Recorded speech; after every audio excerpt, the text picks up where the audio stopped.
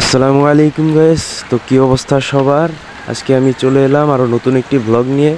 দেখতেই পাচ্ছেন অনেক দিন তীব্র তাপদাহ থাকার পর এখন আলহামদুলিল্লাহ শান্তির বৃষ্টি নেমে এসেছে। যদিও এই রাস্তাটাতে একটু ময়লা দেখা যাচ্ছে, কিন্তু ধুলাবালি দেখা যাচ্ছে, কারণ বাস স্ট্যান্ডের রাস্তা।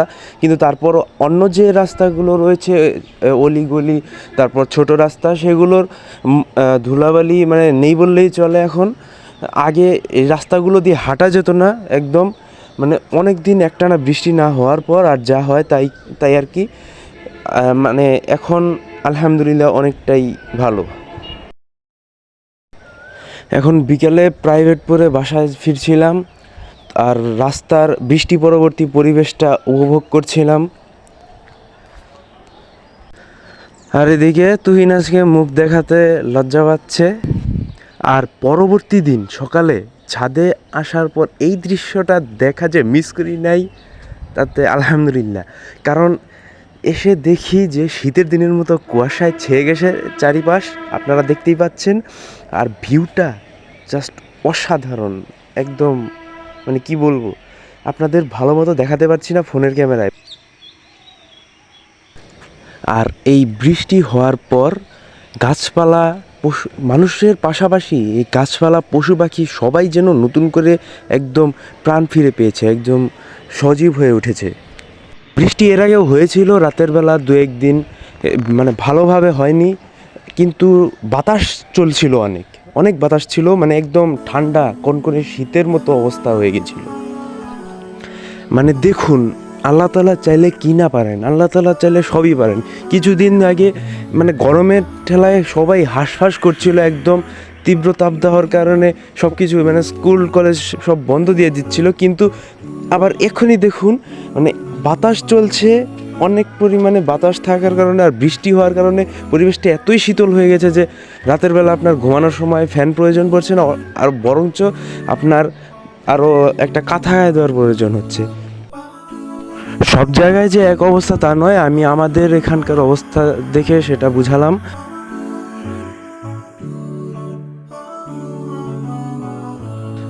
ছাদটা এখন বেশ পরিষ্কার লাগছে আগের থেকে।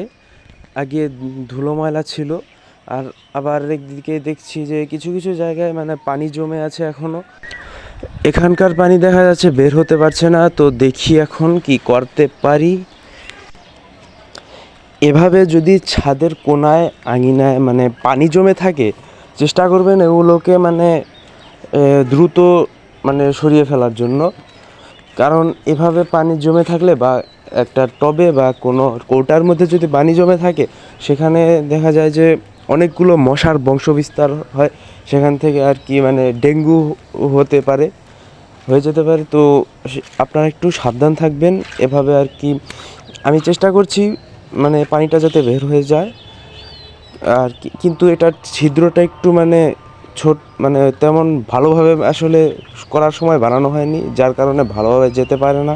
তারপরও একটু চেষ্টা করছি, তো একটু পানি দেখা যাচ্ছে বের হতে পারছে। তো তারপরও এভাবে আর কি আপনারাও একটু চেষ্টা করবেন যাতে পানি না জমে থাকতে পারে, যাতে করে আপনারা মানে মশার হাত থেকে আর কি বাঁচতে পারেন।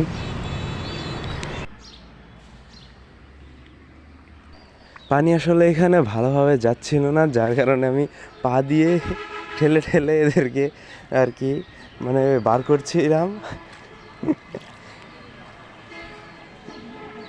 পা দিয়ে ঠেলে ঠেলে কিছু পানি আর কি বার করছিলাম, তারপর একটু একটু করে পড়ছিল। আর হ্যাঁ গাইস, আপনারা যেখান থেকে দেখছেন সবাই কমেন্ট করে জানান যে আপনাদের ওখানে বৃষ্টি হয়েছে কি না, বা আবহাওয়া এখন কেমন আছে।